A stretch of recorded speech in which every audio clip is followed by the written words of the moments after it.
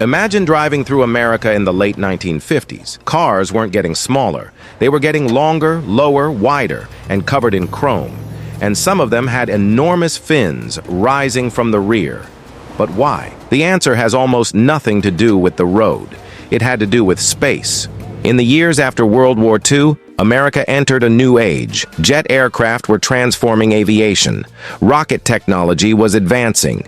And the Soviet Union and United States were competing for technological supremacy. Americans were fascinated by one idea above everything else: the future. And American car designers wanted that future sitting in your driveway. One of the designers who helped turn that obsession into automobile design was Harley Earl, General Motors' legendary design chief.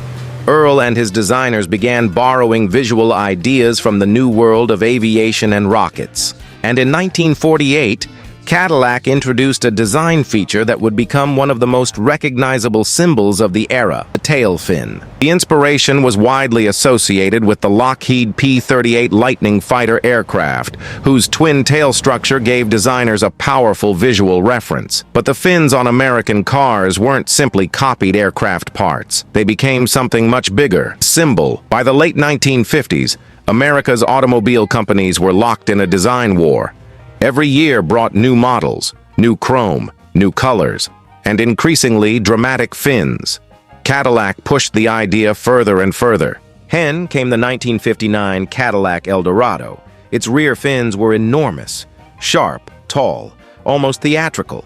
The car looked less like something built for an ordinary highway and more like something designed for a trip to another planet, and that was exactly the point. Here's the strange part. Those giant fins weren't actually necessary.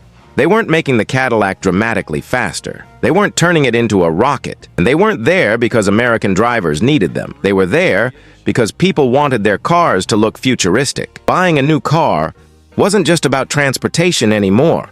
It was about showing the world that you had arrived in the future. And then the future changed. By the early 1960s, American tastes began moving away from exaggerated styling. Huge fins started looking excessive. Consumers became more interested in cleaner shapes and practical designs. The enormous tail fin era began to disappear almost as quickly as it had arrived. But the legacy remained. Today, those ridiculous-looking fins are some of the most recognizable symbols of 1950s America. They tell us something fascinating about that generation. Americans weren't simply building cars. They were building their idea of the future, road reality stories, where every car has a story.